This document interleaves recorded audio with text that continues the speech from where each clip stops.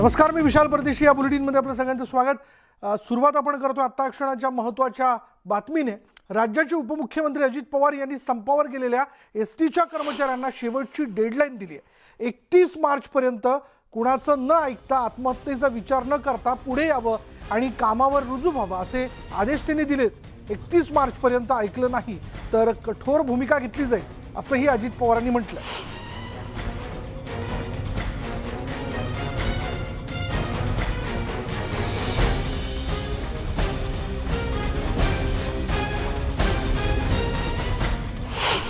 शेवटची संधी त्यांना सगळ्यांना दिलेली आहे. जवळपास 7व्या वेतन आयोगाच्या जवळपास, वेतन आयोग तेवढा नाही, जवळपास आपण त्यांना नेलेलं आहे. त्यांच्या जे काही पगारवाढ केलेली आहे पूर्वीच्यापेक्षा त्याच्यात 750 कोटी रुपये वर्षाला त्याच्यातनं वाढ झालेली आहे. आणि पगाराची जबाबदारी 10 तारखेपर्यंत 1 ते 31 मार्चचा पगार 10 एप्रिलपर्यंत नाही झाला तर ती जबाबदारी पण राज्य सरकारने घेतलेली आहे. आता 31 मार्चपर्यंत त्यांनी आता कुणाचंही न ऐकता, कुठंही आत्महत्याचा विचार न करता आता पुढं यावं आणि एस टीमध्ये रुजू व्हावं आणि पुढं आपलं आपलं काम सुरू करावं. आता मात्र जर 31 मार्चपर्यंत नाही ऐकलं तर मी स्पष्टपणे आपल्यामार्फत त्या सगळ्या सहकाऱ्यांना सांगतो, जे येणार नाहीत त्यांच्याबद्दल कठोर भूमिका घेतली जाईल. मात्र कुठं पुन्हा त्यांना वेगळी संधी मिळणार नाही. अजित पवारांनी विरोधकांवर जोरदार टीका केली. अधिवेशनाच्या आधी खूप काही बोललं गेलं की असं होईल तसं होईल, पण मी पुन्हा सांगतो की जोपर्यंत सोनिया गांधी, शरद पवार आणि उद्धव ठाकरे यांचा निर्णय आहे तोपर्यंत हे सरकार चालणार असं त्यांनी स्पष्ट केलं.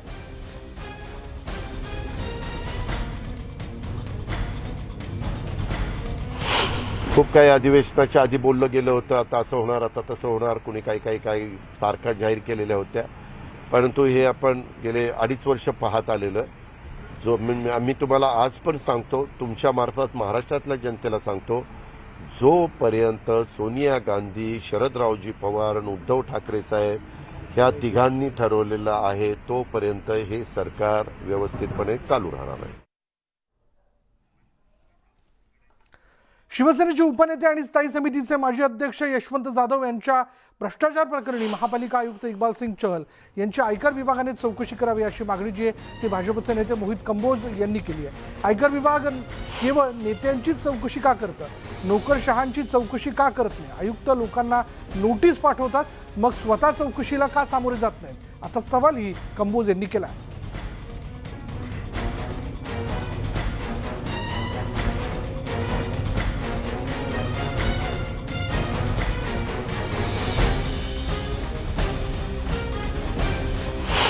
स्टैंडिंग कमेटी के चेयरमैन यशवंत जाधव के 2 साल में 36 प्रॉपर्टी 22 महीने में बनाने के बाद जो भ्रष्टाचार के आरोप लगे, करोड़ों रुपए के, अभी तक 300-350 करोड़ रुपए की ऑफिशियल जो उनकी जानकारी आ रही है कि उन्होंने भ्रष्टाचार करके इतनी संपत्ति बनाई.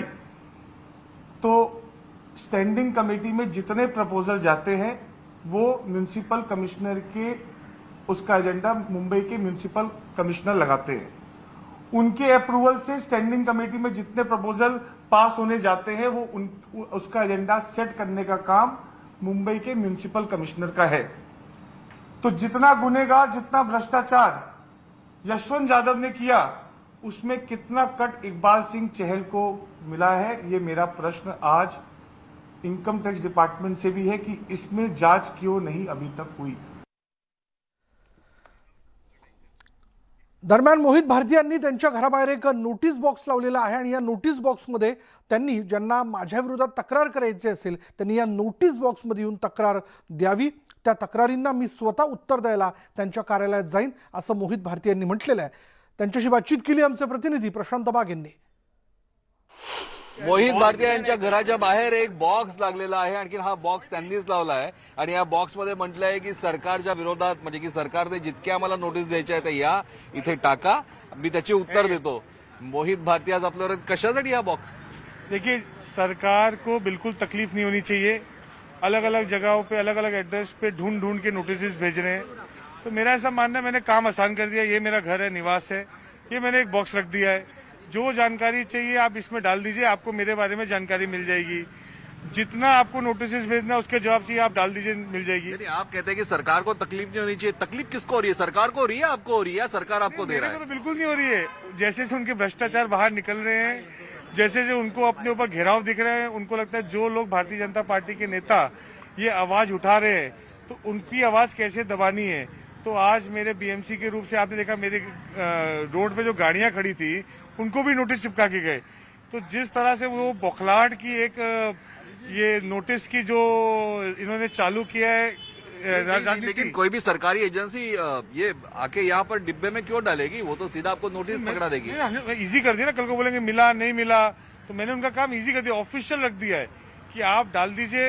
अगर इसके अलावा जिस हिसाब से मुंबई पुलिस के कुछ लोग मेरे बारे में जानकारी इकट्ठा कर रहे हैं तो राइट टू इन्फॉर्मेशन में तो कर नहीं सकते, वो एक अपना पत्र डाल दें, उनको जो भी मेरे बारे में माहिती चाहिए मैं वो भी दे दूंगा उनको। तो ये विनती आप किसको कर रहे हैं? सरकार को, मतलब पालिका आयुक्त तो कर रहे हैं, इकबाल सिंह चहल को कर रहे हैं, संजय पांडे जी को कर रहे हैं? सबको करो, जितनी एजेंसीज है, sale tax, anti corruption, Mumbai police, BMC, UD department, housing department को कोई चाहिए, जितनी एजेंसी जितने खाते हैं सबको कर रहा हूँ। मतलब महाराष्ट्र सरकार की? महाराष्ट्र सरकार को। मोहित भारतीय यांचा हा बॉक्स फक्त महाराष्ट्र सरकारच्या विरोधात दिसतोय की या बॉक्समध्ये त्यांनी या सरकारने आणखीन टाका इथे नोटीस मी उत्तर दिलाय तो अशी भूमिका घेतली आहे। अशाही प्रकारचं वळण आता मोहित भारतीय आणखीन महापालिका किंवा महाराष्ट्र सरकारच्या वेगळ्या एजन्सीच्या विरोधात सुरू झालेलं आहे। व्हिडिओ जर्नलिस्ट गणेश काळेसह प्रशांत बाग, न्यूज 18 लोकमत, मुंबई। राज्याचे गृहराज्यमंत्री शंभूराज देसाई यांची पत्रकार परिषद सुरू आहे, थेट जाऊया तिथे. या विधानांमुळे कायदा व सुव्यवस्था अडचणीत येऊ शकते असं वाटते, कारण जाणीवपूर्वक अशा गोष्टी झाल्यानंतर एक कम्युनल कुठेतरी गोंधळ होण्याची शक्यता आहे. हे बघा, राज्यात कायदा सुव्यवस्था अबाधित राखण्याचं काम आमच्या पोलीस दलाचं आहे. कुणीही व्यक्ती तो किती मोठा असला आणि कुठल्याही पदावर असला तर कम्युनल अशा पद्धतीचं कुठेतरी सुव्यवस्था बिघडेल, दोन समाजामध्ये तेढ निर्माण होईल आणि त्याचा परिणाम विपरीत होऊन कुठेतरी कायदा सुव्यवस्थेचा प्रश्न निर्माण होईल असं वक्तव्य जर कुणी केलं असेल तर संबंधित अधिकाऱ्यांना, आयुक्तांना असतील किंवा तिथल्या संबंधित वरिष्ठ अधिकाऱ्यांना सांगून ते त्यांचं वक्तव्य तपासलं जाईल. काय बोलले त्याची व्हिडिओ क्लिप, ऑडिओ क्लिप तपासून घेतली जाईल आणि जर त्याच्यामुळे समाजामध्ये तेढ निर्माण होत असेल तर कायदेशीर कारवाई तपासून निश्चितपणाने केली जाईल. तर रघुनाथ कुचिक यांच्यावरती जशा पद्धतीचे आरोप झालेले आहेत त्यांच्या संदर्भात तपास आणि एकूणच जे पुरावे आहेत ते गोळा करण्याचं काम करत पोलीस यंत्रणा करत होती. ती संपूर्ण प्रक्रिया कुठपर्यंत आलेली आहे? कारण की आता रघुनाथ कुचिक हे असे शिवसेनेचे दुसरे नेते आहेत त्यांच्यावरती अशा पद्धतीचे आरोप झालेले आहेत. हे बघा, कुठल्या पक्षाचं कोण व्यक्ती आहे ज्याच्यावर आरोप झालाय या हे बघण्याची काय आवश्यकता नाही. एखादी केस घडली असेल, एखादी तक्रार आली असेल तर जोपर्यंत आमच्या तपासी अधिकाऱ्याची खात्री होत नाही, सबळ काही पुरावे हाती लागत नाही, तोपर्यंत पुराव्याअभावी काही कारवाई करणं योग्य होत नाही. त्या कारवाया पुढे न्यायालयामध्ये टिकत नाहीत आणि अशामुळं जी आपण केस सांगताय कुचिक यांची, त्या बाबतीत तिथले वरिष्ठ अधिकारी तक्रार आल्यापासूनच तपास करतायत. ते त्यांची जेव्हा खात्री होईल आणि पोलिसांच्या तपासामध्ये कधीही मंत्री स्तरावरनं, शासन स्तरावरनं हस्तक्षेप केला जात नाही.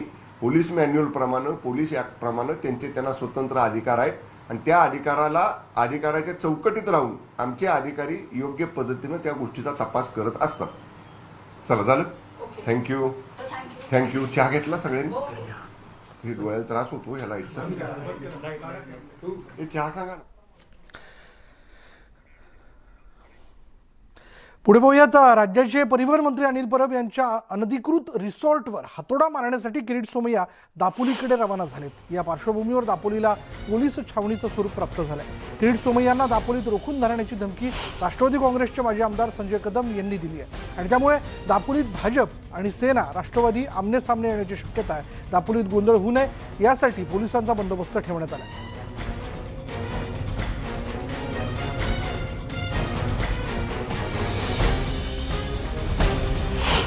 वादग्रस्त साई रिसॉर्ट पाडण्यासाठी किरीट सोमय्या काही तासातच दापोलीमध्ये दाखल होणार आहेत. मात्र त्यापूर्वी कायदा सुव्यवस्था राखण्यासाठी मोठ्या प्रमाणात पोलीस बंदोबस्त लावण्यात आलेला आहे.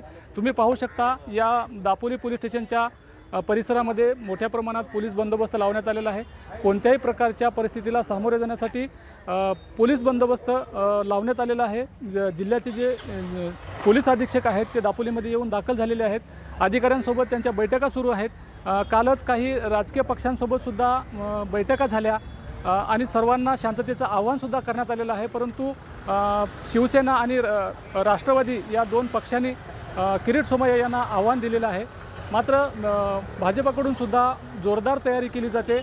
भाजपचे अनेक कार्यकर्ते दापोलीमध्ये येऊन दाखल होणार आहेत. शिवसेना विरोध करण्यासाठी आक्रमक झालेली आहे. परंतु कोणत्याही परिस्थितीमध्ये आम्ही दापोलीचा दौरा यशस्वी करून दाखवणार अशा प्रकारचं आव्हान काल निलेश राणे यांनी दिलं होतं. त्यामुळे या दापोलीमध्ये मोठ्या प्रमाणात तणावाचं वातावरण निर्माण झालं आहे. मुरुड येथे साई रिसॉर्ट आहे आणि त्याच साई रिसॉर्टच्या परिसरामध्ये सुद्धा लोकांना जाण्यास मज्जाव करण्यात आलेला आहे. 144 कलम लावण्यात आलेला आहे. मोठ्या प्रमाणात मुरुडला सुद्धा पोलीस बंदोबस्त ठेवण्यात आला आहे. किरीट सोमय्या यांना मध्येच रोखण्याची सुद्धा शक्यता वर्तवली जाते. पोलीस बंदोबस्त कुठेही कमी पडणार नाही अशा प्रकारची भूमिका आता जिल्ह्याचे पोलीस अधीक्षक यांनी घेतली आहे. त्यामुळे सर्वांचं लक्ष लागलं आहे. कोणत्याही परिस्थितीमध्ये परिस्थिती नियंत्रणाबाहेर जाऊ नये यासाठी ही पूर्वतयारी म्हणावी लागेल. शिवाजी गोरे, न्यूज 18 लोकमत, दापोली, रत्नागिरी. पुढे पाहूयात. महत्त्वाची बातमी अशी की तुम्ही मुंबई पुणे एक्सप्रेसवेवर प्रवास करत असाल तर ही बातमी तुमच्यासाठी खूप महत्त्वाची आहे. याचं कारण असं आहे की खोपोलीत मुंबई पुणे एक्सप्रेसवेवर टँकर पलटी होऊन हायवेवर 2 ते 3 किलोमीटरच्या वाहनांच्या रांगा लागल्यात आणि यामुळे मुंबई पुणे महामार्गावर मोठी वाहतूक कोंडी झाली आहे. एकविरा कार्ला गेट ते लोणावळ्या दरम्यान वाहनांची मोठी वाहतूक कोंडी झाली आहे आणि या वाहतूक कोंडीमध्ये अडकल्यानं प्रवाशांचे मोठे हाल होत आहेत. तासनतास गाड्या उन्हात असल्यानं त्या बंद पडताना दिसत आहेत आणि खोपोली हद्दीतील अमृतांजन ब्रिजच्या खाली मुंबईकडे येणारा केमिकल टँकर पलटी होऊन झालेल्या अपघातामुळे ही वाहतूक कोंडी झाली आहे. ही वाहतूक कोंडी पूर्ववत होण्यास आणखी 2 ते 3 तासांचा अवधी लागणार आहे. वाहतूक कोंडी सोडवताना पोलिसांची मात्र चांगलीच दमछाक होताना दिसते.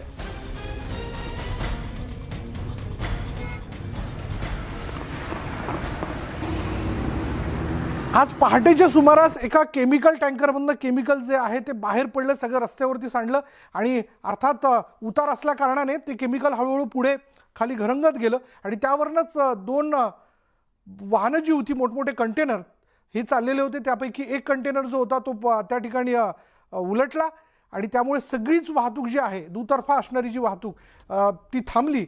अर्थात ते केमिकल आणखीन पुढे पसरू नये या दृष्टीने रस्ता स्वच्छ करण्याचं काम सकाळपासून युद्ध पातळीवर सुरू होतं. पण त्याचा परिणाम असा झाला की तो टँकर तिथून हटवेपर्यंत वाहतूक कोंडी जी आहे ती मोठ्या प्रमाणात झाली. आपण जर बघितलं तर वीकेंड आहे आणि या आठवडा संपत असल्या कारणानं बहुतांशी लोक एकतर पुणे कोल्हापूरच्या दिशेने खरं तर सुट्टी, आज आणि उद्या सुट्टी म्हणून जाण्याचं प्लॅनिंग करतात. बरीच लोक ही घराच्या बाहेर पडलेली होती. त्यामुळे वाहनांच्या मोठ्या प्रमाणात तिथं रांगा लागलेल्या आहेत आणि आता या क्षणाला ही वाहतूक कोंडी सुरळीत होण्यासाठी अजूनही 2 ते 3 तास लागू शकतात असा अंदाज जो व्यक्त केला जातोय.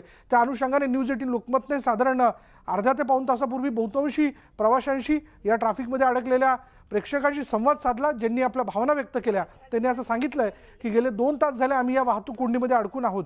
त्याच्यामुळे बहुतांशी गाड्यांनी आता साईडला ज्या आहेत त्या वाहनं जी ती लावून घेतलेली आहेत. बरं, उन्हाचा पारा वाढतोय आणि त्यामुळे बऱ्याचशा गाड्या या बंद पडताना दिसत आहेत. अशा सगळ्या परिस्थितीत प्रवाशांचे हाल होत आहेत. त्यांना त्यांच्या इच्छितस्थळी जाण्यासाठी म्हणून आता उशीर होतोय आणि अजूनही 2 ते 3 तास ही परिस्थिती सुरळीत होईल असं काही एकूण दिसून येत नाही आहे.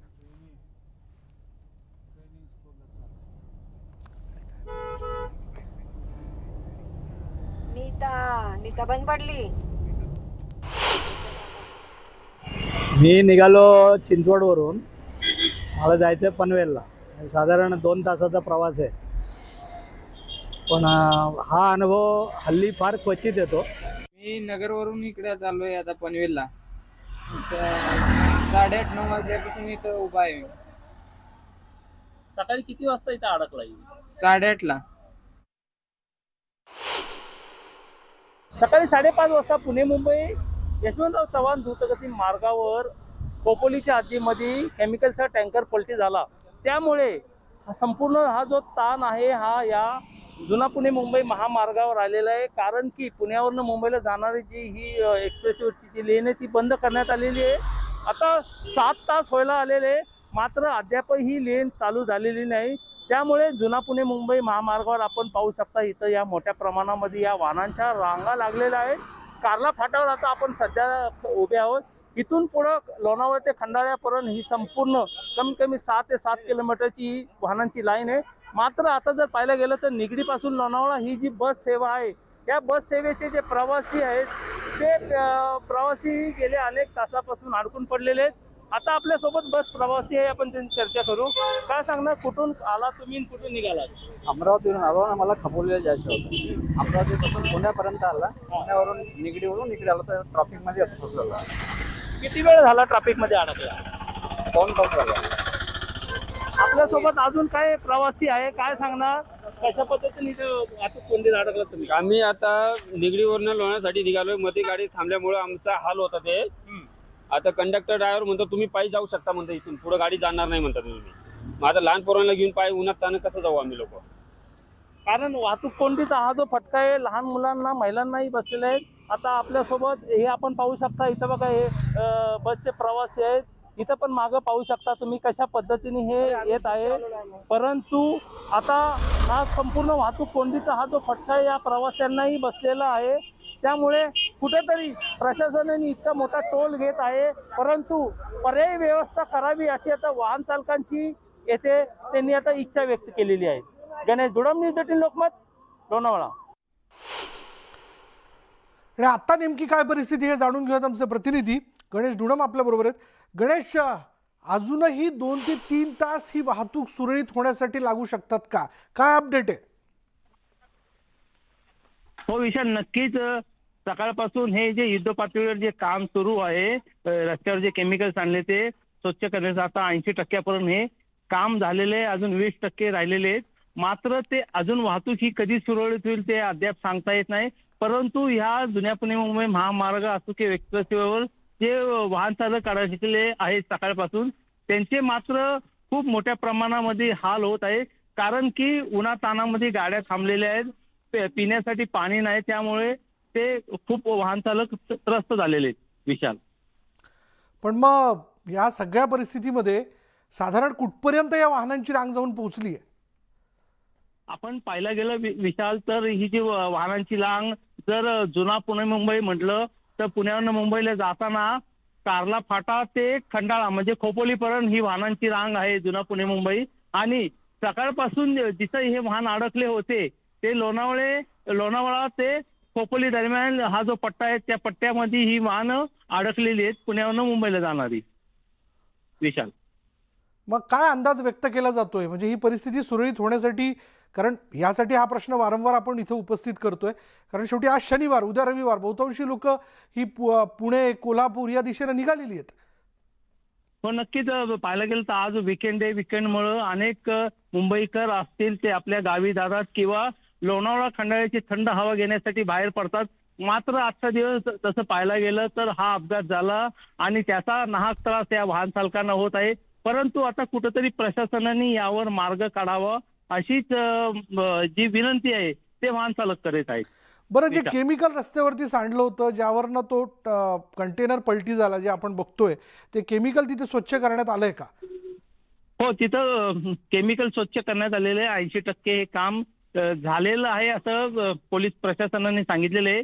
20% जे काम आहे ते अत्यंत अवघड आहे, त्याला कमीत कमी 1 ते 1.5 तास लागण्याची शक्यता आहे. म्हणजे पुढले 2 ते 3 तास तरी वाहतूक सुरळीत होणं अशक्य आहे? हो नक्कीच, अजून वाहतूक सुरळीत व्हायला 1.5 ते 2 तास लागेल. परंतु गेले 6 ते 7 तासापासून हे संपूर्ण वाहन चालक या उन्हातानामध्ये थांबलेले. विशाल, पुन्हा एकदा ही आपण दृश्य बघूयात. आमचे प्रतिनिधी गणेश दुडम तर आपल्याला अपडेट देत आहेत, पण जसं आता गणेश दुडम यांनी सांगितलं की अजून साधारण 1.5 ते 2 तास जे आहे या सगळ्या द्रुतगती महामार्गावरची वाहतूक सुरळीत होण्यासाठी लागणार आहेत. याचं कारण असं आहे की ज्यावेळेस हा कंटेनर पलटी झाला, उलटला, त्यावेळी मोठ्या प्रमाणात तिथं केमिकल जे ते रस्त्यावरती सांडलेलं होतं त्याची स्वच्छता करण्यासाठी वेळ लागतोय. त्याचबरोबर ते केल्यानंतर आत्तापर्यंत वाहनांची रांग जी आहे ती लांबपर्यंत जाऊन पोहोचलेली आहे आणि एक एक करत ती वाहनं जी आहे ते पुढे जाताना दिसत आहेत. हा आता आम्ही तुम्हाला गुगल मॅप दाखवतोय आणि ज्या गुगल मॅपमध्ये जर आपण लक्षात घेतलं तर कशा प्रकारे ही वाहतूक कोंडी जी आहे ती झालेली त्या मार्गावरती हे आपल्याला बघायला मिळतं आहे. जर आपण अधिक या सगळ्या याच्यात जवळ जाऊन लक्षात घेतलं, कारण सर्वसाधारणपणे आज कुणीही जर त्या मार्गावरनं आपल्याला जायचं असेल तर वाहतूक कोंडी कुठे आहे का हे लक्षात घेण्याकरता म्हणून गुगल मॅपचा वापर करतो. आणि जो लाल रंग आपल्याला बघायला मिळतोय ती आहे या द्रुतगती मार्गावरती झालेली वाहतूक कोंडी. बघा, लांबच लांब रांगा लागलेल्या आहेत म्हणून वाहनं जी आहेत ती पुढे जात नाहीत, म्हणून या गुगल मॅपवरती दिसणारा हा लाल रंग हे स्पष्टपणे सांगतोय की जर आपण इथून जाण्याचा विचार करताय किंवा तसं आपण घरातनं निघण्याचं प्लॅनिंग करताय तर लक्षात घ्या, साधारण पुढले 2 ते 3 तास ही वाहतूक कोंडी जी कायम राहणार आहे. वाहतूक सुरळीत होण्यासाठी म्हणून वेळ लागणार आहे. साधारण आत्ता जो अंदाज व्यक्त केला जातो तो 10 किलोमीटरपर्यंत वाहनांच्या ज्या आहेत लांबच लांब रांगा लागलेल्या आहेत. त्यामुळे अजूनही जर आपण विचार करताय पुण्याच्या दिशेने जाण्याचा म्हणून विचार करताय तर कदाचित आपण आपली निघण्याची वेळ जी ती बदलणं फार आवश्यक ठरणार आहे. म्हणजे आत्ता जर आपण निघत असाल तर आपण संध्याकाळी निघणं कधीही उचित ठरेल, पण जर निघायचंच नाही असा जर आपला निर्णय असेल तो योग्य असू शकतो, कारण सांगता येत नाही. 3 तास अधिक सांगितले जात आहेत ही वाहतूक सुरळीत होण्यासाठी, त्याला संध्याकाळ देखील होऊ शकते. म्हणून आता या क्षणाला ही सगळी परिस्थिती पुन्हा पूर्ववत करण्यासाठी म्हणून युद्ध पातळीवरती प्रयत्न केले जात आहेत. कारण पहाटेच्या सुमारास हा केमिकलचा टँकर जो आहे त्यातनं केमिकल सगळं लीक झालं, रस्त्यावरती ते पसरलं आणि पसरल्यानंतर त्याच्या पाठीमागून जाणारा जो एक कंटेनर होता तो तिथे रस्त्यावरती उलटला. तो उलटल्यानंतर अमृतांजन ब्रिजपासनं तर अगदी पूडपर्यंत मागे असणाऱ्या सगळ्या म्हणजे मुंबईच्या दिशेने येणारा जो उलटा रस्ता आहे त्याचा जर आपण विचार केला तर पाठीमागे वाहनांच्या एकूणच रांगा लागल्या. आणि जोपर्यंत हा कंटेनर इथून हटवला जात नाही तोपर्यंत वाहन पुढे जाणं फार अशक्य होतं. दुसरं याचं कारण असं एक कारण होतं, कारण केमिकल जे होतं अमृतांजन ब्रिजवरनं जर कधी आपण प्रवास केलेला असेल तर लक्षात घ्या, उतार आहे, चढ आहेच, पण जर केमिकल त्या रस्त्यावरती सांडलंय तर अर्थात ते केमिकल जे आहे ते खालच्या दिशेने वाहत गेलं.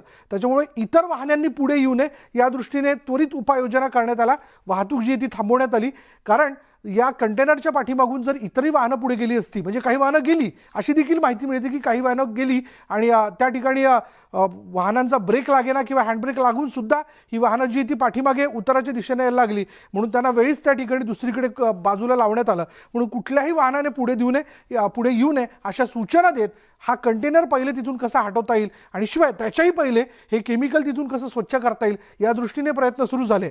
आणि हे प्रयत्न पूर्ण केल्यानंतर आता कंटेनर तिथून हटवण्यात आला. पण तोपर्यंत जर आपण लक्षात आलं तर उशीर झालेला होता. तो या अर्थाने उशीर झालेला होता की वाहतूक पोलिसांनी नियोजन करायला हवं होतं की एका टप्प्यापर्यंत वाहनं ही थांबवणं आवश्यक होतं, पण ही वाहनं एका मागोमाग एक लागली आणि आता ही वाहनांची रांग जी आहे ती साधारण 10 किलोमीटर अंतरापर्यंत जाऊन पोहोचली आहे.